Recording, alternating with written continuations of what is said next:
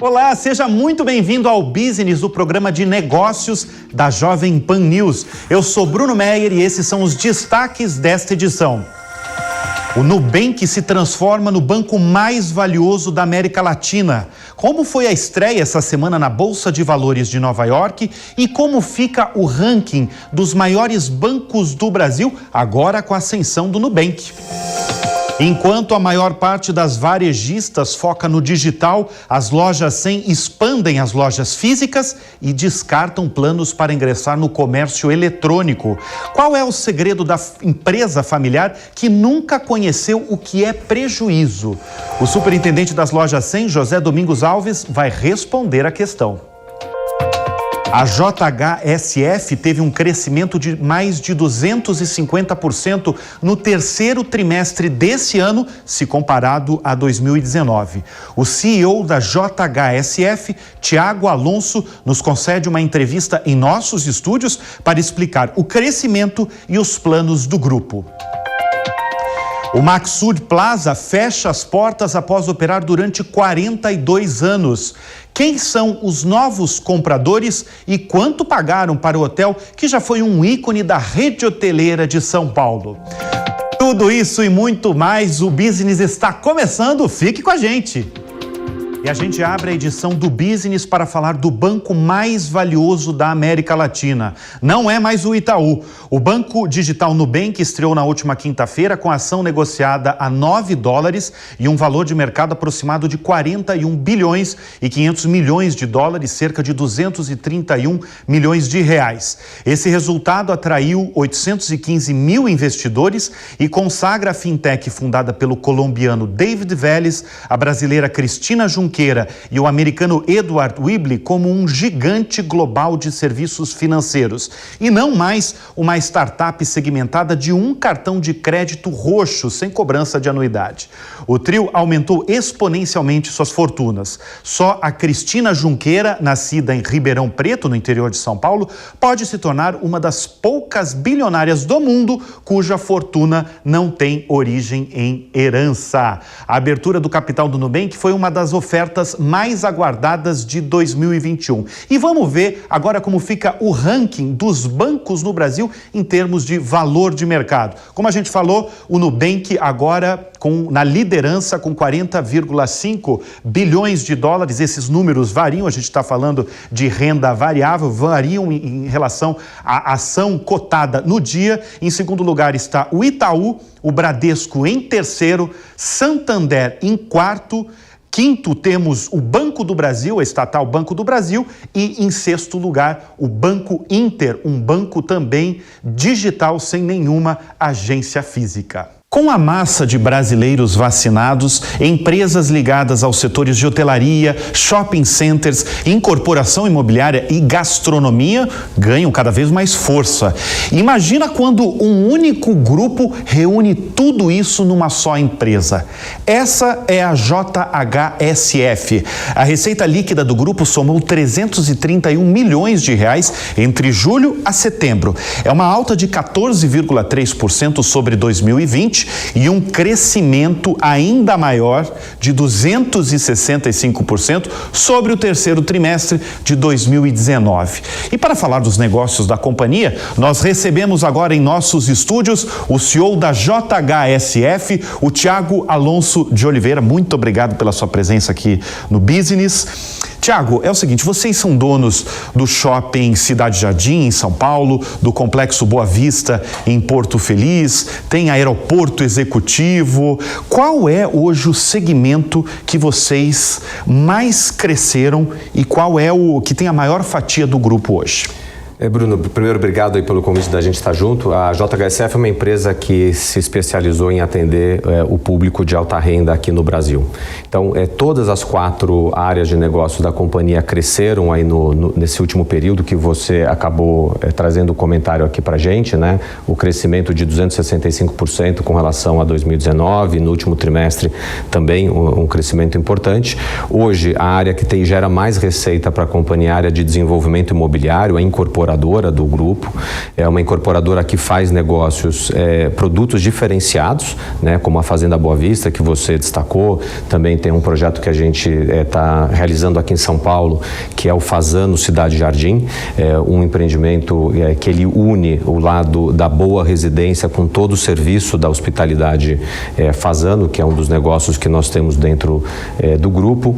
A parte dos shopping centers, já desde maio desse ano, ela tem apresentado um volume de vendas que é superior ao volume do período pré-pandemia ou pico... De 2019. Perfeito. Ao Natal de 2019. Nossa, esse é um dado espetacular, né? Quer dizer, o movimento dos shoppings de vocês já está maior do que de 2019. Sim, desde maio de 2021 a gente já vem mês a mês verificando números superiores. E o aeroporto, que é uma inauguração do final de 2019, dezembro de 2019, portanto ali um pouquinho antes de iniciar a pandemia, a gente já está na segunda fase de expansão. Então nós inauguramos em 19, em 20 já foi feita uma expansão e nesse momento a gente está fazendo uma nova expansão. Hoje já é o maior aeroporto no país em termos de hangaragem de aviação executiva. Agora, o que eu percebo, olhando esses números de vocês, Thiago, é que a JHSF ganha duplamente. São as pessoas que querem conforto e continuar em casa, e a gente exemplifica, por exemplo, com o Boa Vista, em Porto Feliz, né? E também com as pessoas que querem sair de casa com o movimento que você está nos falando dos shopping centers, e o shopping center, por exemplo, é o Shopping Cidade Jardim, é um deles, né? Assim, o mercado de luxo que vocês estão inseridos, ele não conhece a palavra crise, né? Bruno, na realidade, esse é um mercado que lida de uma maneira diferente com relação à crise, né? O que nós procuramos fazer durante esse período para bem atender esse nosso cliente foi seguir entregando para eles produtos com bastante qualidade e excelência, que é uma característica daquilo que a gente faz na JHSF e com um público com quem a gente lida aí há 50 anos, né? Então, acho que se a gente fosse sumarizar, esse momento, ele foi de nosso lado aqui uma preocupação muito grande de como seguir levando qualidade de vida para esses nossos clientes. Agora, Thiago, falando especificamente das casas, né, no complexo Boa Vista, né, em Porto Feliz, o grupo, vocês venderam 180 milhões de reais. Qual é a razão, assim, a razão do volume de vendas tão alto nesse complexo se deve a uma mudança de perfil das pessoas de alta renda durante o ano de 2020 e esse ano também? Eu acho que a gente está vendo, e não é só aqui no Brasil, não é só em São Paulo, um movimento importante nas grandes metrópoles de pessoas que podem ter uma segunda residência, procurando nessa segunda residência uma qualidade de vida que as grandes metrópoles não oferecem. E felizmente a gente tem um produto de excelência naquilo que ele entrega para os nossos clientes, que é o complexo da Boa Vista. Não é só a Fazenda Boa Vista, nós lançamos no final de 2019 o Boa Vista Village também, que tem apresentado uma performance de vendas muito boas, e mais recentemente o Boa Vista Estates. Então, os nossos clientes estão conseguindo encontrar nos produtos Boa Vista assinados pela JHSF uma diferenciação, uma qualidade do produto que nenhuma outra empresa tem oferecido para eles nesse momento. Daí os resultados que a gente tem apresentado nessa divisão. Houve uma mudança no comportamento desse público, né? Como você bem falou e como eu perguntei também, é um mercado que não conhece a palavra crise. Isso não é só aqui no Brasil, é no mundo mesmo, né? Mas houve uma mudança no comportamento desse público de alta renda? Sim, foram várias as mudanças que aconteceram. Acho que o mercado como um todo está passando por uma transformação que é importante. Tem uma transformação, primeiro, de alinhamento de preços entre os preços que são praticados no Brasil e preços que são praticados em outros países. Então, antigamente, há poucos anos atrás, era muito comum a gente encontrar produtos fora do Brasil com uma grande diferença de preço para aqueles preços que nós víamos aqui. E isso, inclusive, tem uma tendência de se acentuar ainda mais, vamos chamar aqui a paridade de preço, com o trabalho que está sendo feito de redução de tarifas de importação. O segundo ponto, as pessoas também passaram a ter mais produtos disponíveis aqui no Brasil que antigamente não eram ofertados da mesma quantidade. E aqui a JHSF até fez um trabalho importante. Hoje nós representamos no Brasil cerca de 70 marcas premium internacionais, produtos esses que até então, se os clientes quisessem comprar, necessariamente precisavam ir ao exterior. Hoje isso aqui não é mais necessário. Muito obrigado pela sua presença aqui no Business. O Maxud Plaza, um ícone da rede hoteleira de São Paulo, fechou as portas após operar durante 42 anos. Uma reunião para comunicar o encerramento do hotel foi feita para uma equipe de 170 pessoas assim que o último hóspede deixou o saguão do lugar pela manhã. O prédio, localizado perto da Avenida Paulista, será fechado e entregue aos empresários Jussara e Fernando Simões, irmãos e proprietários do grupo JSL do setor logístico, que assumirão o imóvel em 31 de dezembro. Eles não informaram o que vão fazer com o imóvel. Os irmãos vão pagar 132 milhões de reais, pondo um ponto final numa disputa que dura 10 anos. Em 2011, o hotel tinha uma dívida trabalhista de 13 milhões de reais. Por isso foi leiloado e arrematado por 70 milhões de reais pelos irmãos Simões. Mas uma briga judicial seguiu depois disso. Além das dívidas, o hotel sofreu com as consequências da pandemia. Durante 6 meses ficou fechado. A taxa de ocupação do hotel foi de apenas 20% nos últimos meses. Mais de 3 milhões de hóspedes dormiram nos cômodos do hotel, muitos deles alguns dos maiores nomes do showbiz. Passaram por lá o cantor Frank Sinatra, que inclusive fez 3 shows no Salão Nobre do hotel em 1981, os Rolling Stones, Ray Charles, o príncipe Albert de Mônaco e a primeira-ministra da Inglaterra, Margaret Thatcher. De todas as brigas e dívidas judiciais, a família Maxud ficará com a marca do hotel. Nos hóspedes e na cidade ficarão as lembranças e histórias de um ícone da maior cidade do país. Agora nós vamos desvendar um mistério no mundo dos negócios, no mundo do varejo brasileiro. As lojas 100 se mantêm firme desde a sua fundação em 1952 na valorização do comércio presencial. Do consumidor que vai até a loja, faz a sua compra, é bem atendido, busca o seu produto e paga no balcão. As lojas 100 descartam, por enquanto, planos para ingressar no comércio eletrônico. E para falar do segredo do sucesso desse grande negócio, que tem como foco, inclusive, a expansão de lojas físicas, eu tenho o prazer em receber nos estúdios da Jovem Pan News o superintendente das lojas 100, José Domingos Alves. Domingos, um prazer recebê-lo aqui no Business. Eu que agradeço pelo convite e para mim é uma grande honra estar aqui com você. Domingos, para começar essa pergunta, para essa entrevista, eu gostaria de falar o seguinte: os concorrentes de vocês só falam nos planos do digital, em comércio eletrônico. Vocês estão na contramão, vocês focam nas lojas físicas, mas com um diferencial. Enquanto este semestre muitos caíram com lucros, caíram os lucros até em 90%, vocês cresceram. Qual que é o segredo disso? O segredo é fazer bem feito, simples, todos os dias. Como você falou muito bem, no início das nossas atividades não existia internet e nós aprendemos a fazer isso muito bem ao longo do tempo. Então a gente valoriza muito a presença do consumidor dentro da nossa loja. Não somos contra a internet, estamos atentos à internet, acompanhamos diariamente como que está o mercado da internet, estamos preparados para entrar na internet quando a gente achar que é necessário.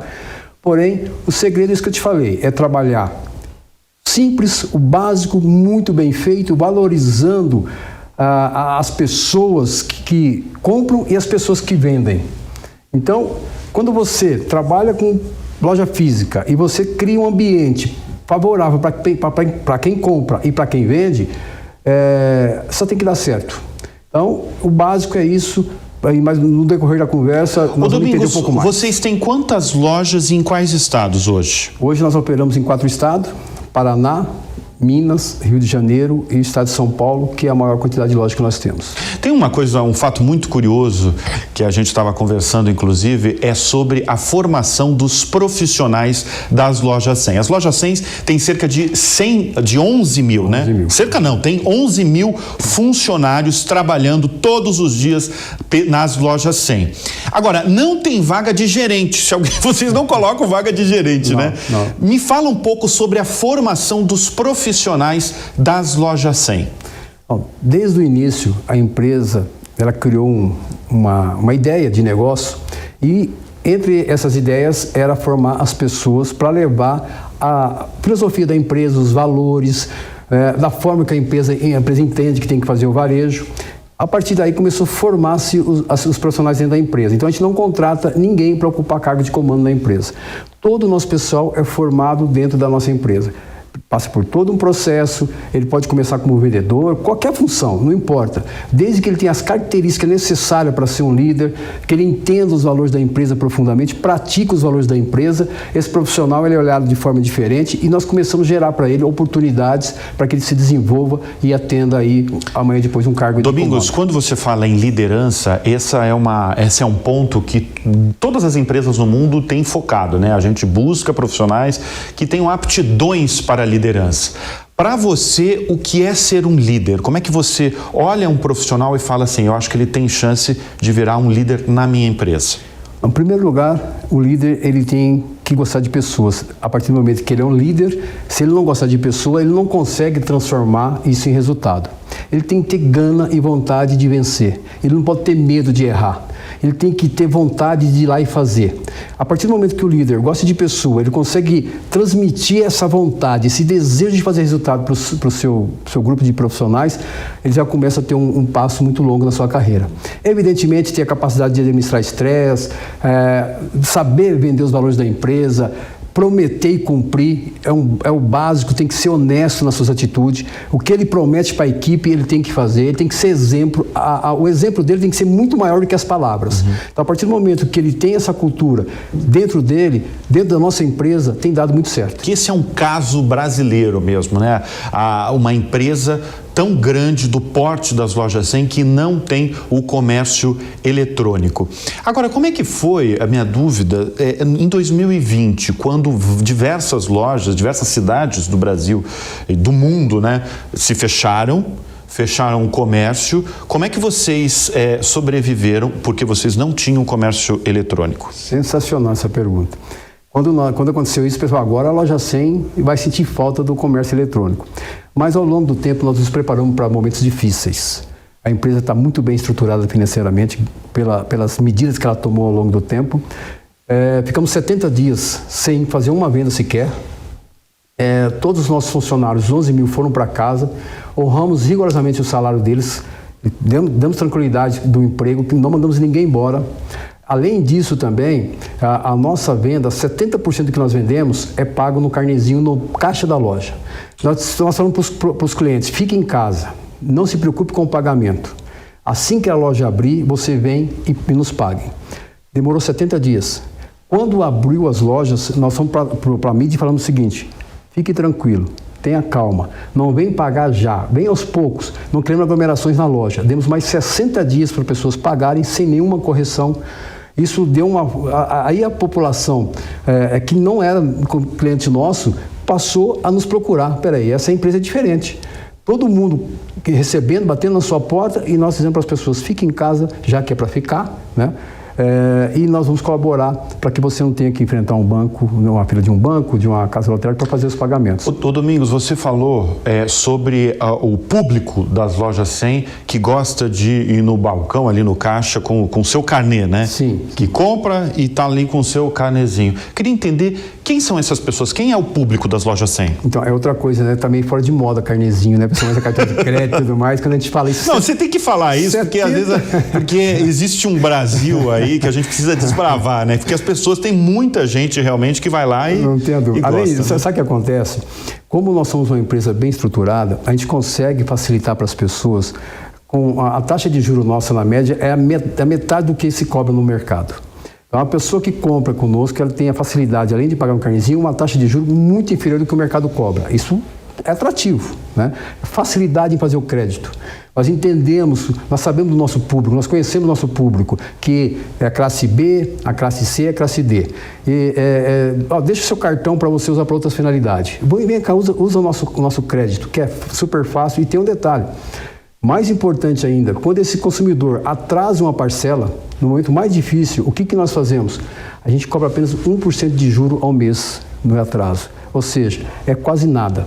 É para dizer o seguinte, fique tranquilo, Você está seguro, você comprou aqui, o momento está difícil, nós vamos facilitar para você, não vamos prejudicar, cobrar um pouco mais de juros em cima disso. E agora eu queria que você focasse, Domingos, sobre a história do grupo das lojas 100, né? Como é que começou isso? Começou com uma loja de bicicletas, de venda de bicicletas, é isso? Exatamente. Começou com uma bicicletaria, conserto de bicicleta, né? Nós estamos vendo aí. Inclusive aí tá. Essa foi a primeira loja? Essa acho que já foi a segunda, né? Deu uma melhoradinha. Aqui já passa uma transição quando a empresa começou a vender alguns elétricos portáteis, começou a vender alguns bicicletas. Ela entendeu que seria muito mais promissor vender do que consertar. Porém, o começo não foi tão simples assim. A empresa não tinha capital de giro. Ela tinha capital de giro para abrir uma oficina de bicicleta e não uma loja para vender bicicleta. Então ela não tinha capital de giro. O fundador foi o seu Remígio, junto com o seu Giacomo, que é um dos filhos. Mas logo em seguida chegou o seu Natalio, que é um outro filho diretor, que é um proprietário da empresa. E eles começaram, na época, por falta de capital de giros, eles começaram a captar dinheiro dos moradores. Naquela época as pessoas guardavam dinheiro em casa.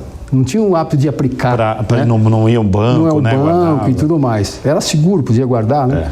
Eles começaram a captar esse dinheiro do mercado e pagar um juro para as pessoas. E virou até meio de renda para as pessoas. E com isso ele conseguiu fazer um capital de giro, conseguiu comprar um pouco mais, com valores melhores, né? Um pouco mais da indústria, diretamente da indústria, porque eles compravam de lojista para revender. E a empresa foi ganhando corpo e foi entendendo que a importância de você capitalizar, guardar, daria a ela uma sustentação, e aos poucos ela foi crescendo, se desenvolvendo. Vamos dar um pulinho aqui. Em 1965 foi quando ela abriu a primeira filial. Aí ela já estava criando, mas não era a loja 100, se chamava Remígio Della Vecchia. O nome do fundador. Entendi. Em 1974, já com 4 filiais, ela entendeu que o nome era muito pessoal e muito local, e ela tinha o interesse de fazer uma rede. De multiplicar. Exatamente. E criou-se, expandir. E criou-se um concurso. E uma moradora da cidade de Indaiatuba deu o nome de 100, que significa Centro de Eletro e Móveis. Sensacional. E foi uma moradora, então, que colocou. E na época ela foi premiada com uma TV a cores, que era uma raridade. Sensação, exatamente. Agora, você estava contando para mim talvez um dos segredos aí do sucesso da loja 100 nesse começo, né?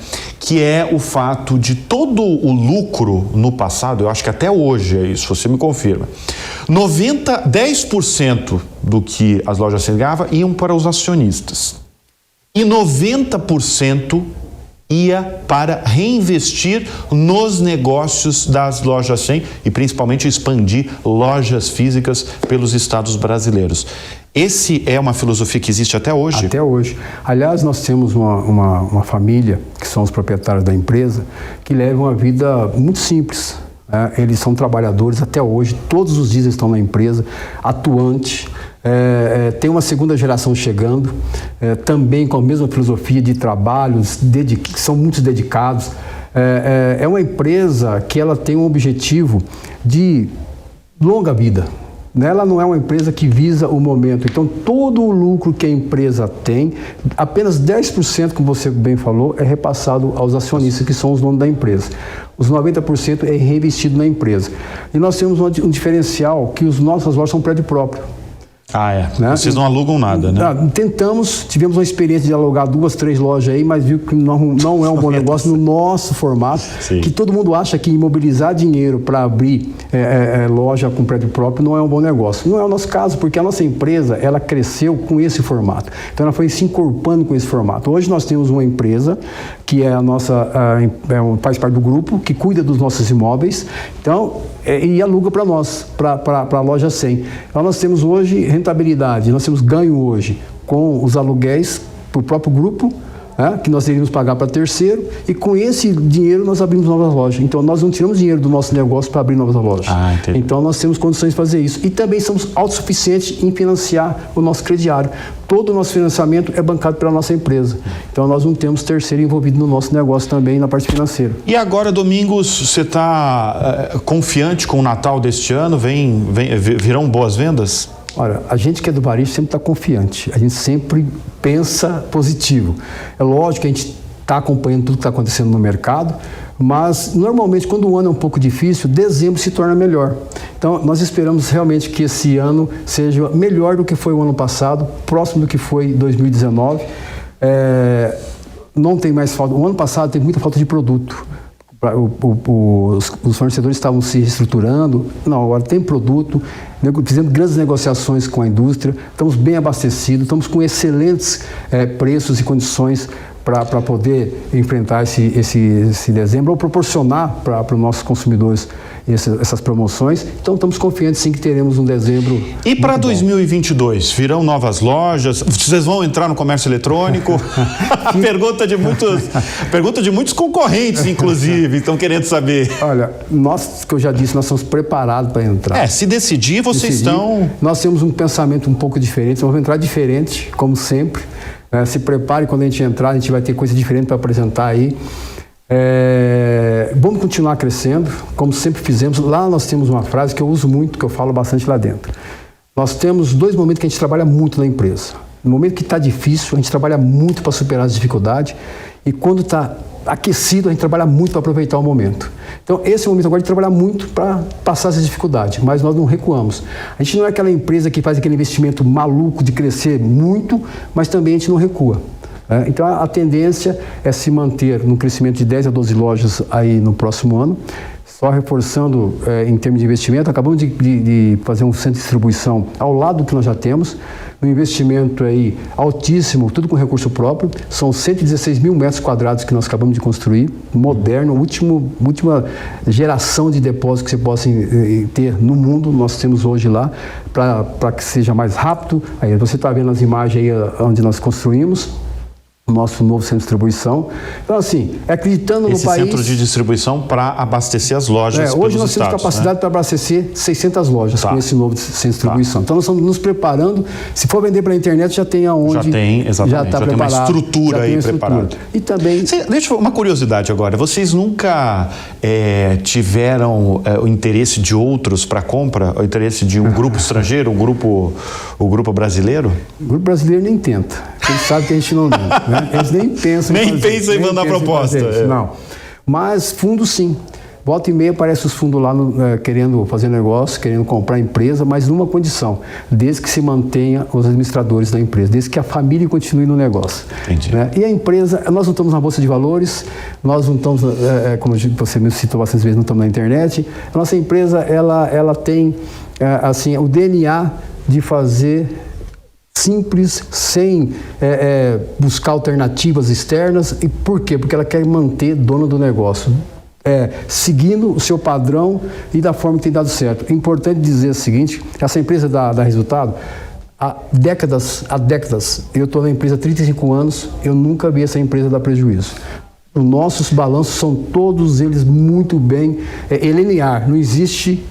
É um grande caso brasileiro, incrível mesmo, viu? E é bom a gente aqui no Business trazer esses casos curiosos, esses casos, é impressionante, realmente, casos de sucesso. Parabéns aí, parabéns à família, parabéns a você, Domingos, que começou como vendedor, galgou várias posições dentro, hoje é uma das maiores lideranças da Loja 100. Parabéns. E mais uma vez, muito obrigado pela sua presença aqui no Business. Bruno, eu que agradeço, me sinto honrado, sou um telespectador seu, assisto todos os seus programas e agora vou ter o privilégio de poder nos ver e rever um pouquinho do que nós falamos aqui hoje. Muito obrigado, fico muito honrado de estar aqui. E desde a última sexta-feira, São Paulo ganhou um novo restaurante. O grupo Coco Bambu investiu 15 milhões de reais na Bandeira Vasto, que apresenta um conceito de Nova York de fine dining e já opera em 3 unidades, 2 em Brasília e 1 em Recife. O novo espaço foi pensado para trazer um design aconchegante com direito a um bar americano central, típico dos restaurantes de Nova York, além de 3 espaços privados para eventos fechados. A trilha sonora do restaurante trará blues, jazz e soul em apresentação ao vivo todos os dias. E o Business de hoje vai ficando por aqui. Muito obrigado pela sua companhia, pela sua audiência. A gente volta no próximo sábado. Até lá. Tchau, tchau.